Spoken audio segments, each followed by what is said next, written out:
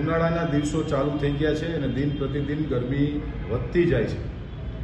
શહેરીજનોની સુખાકારી માટે રાજકોટ મ્યુનિસિપલ કોર્પોરેશનના ભારતીય જનતા પાર્ટીના શાસકો દ્વારા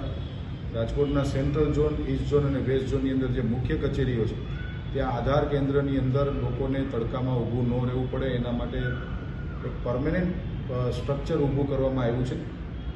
અને પાણીની પણ વ્યવસ્થા કરવામાં આવી છે, જેથી કરીને કોઈ પરિવારજનો આવે બાળકોને લઈને આધાર કઢાવવા આવતા હોય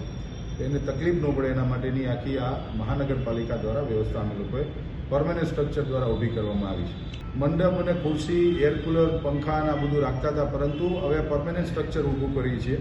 જેથી કરીને ખર્ચ તો ઠીક છે, એટલો બધો બહુ ખર્ચ નથી,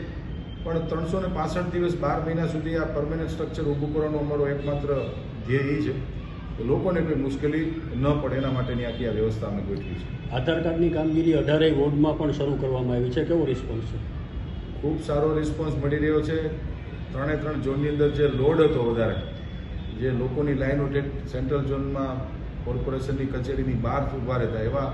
એટલી બધી મુશ્કેલીઓ પડતી. નવા નાણાકીય વર્ષની અંદર મારા દ્વારા સ્ટેન્ડિંગ કમિટીને જ્યારે બજેટ રજૂ કર્યું ત્યારે આ યોજનાનું ઇમ્પ્લિમેન્ટેશન તાત્કાલિક ધોરણે થાય એના માટે જે તે સંબંધિત અધિકારીઓને સૂચના આપવામાં આવી હતી અને 1 એપ્રિલથી બજેટની પહેલી વહેલી યોજના જે સક્સેસફુલ યોજના ને લોકોને ઉપયોગી યોજના છે એ શરૂ થઈ ગઈ છે. આપ સૌ મિત્રોના માધ્યમથી, આપ સૌ ઇલેક્ટ્રોનિક મીડિયાના માધ્યમથી રાજકોટના શહેરીજનોને મારું હાર્દિક નિમંત્રણ છે અને આહવાન પણ છે કે જે આપને આધાર કાર્ડની કોઈ પણ કામગીરી કરવી હોય તો તમારા નજીકની વોર્ડ ઓફિસે, જે રાજકોટ મ્યુનિસિપલ કોર્પોરેશનની એક સ્માર્ટ વોર્ડ ઓફિસ બનાવવામાં આવી, ત્યાં જઈ અને આપ આધારની કામગીરી આપ આરામથી કરી શકો છો, જેથી કરીને સેન્ટ્રલ ઝોનમાં કે ઈસ્ટ કે વેસ્ટ ઝોનમાં આપને કોઈ ધક્કા ખાવા ન પડે. ઓકે.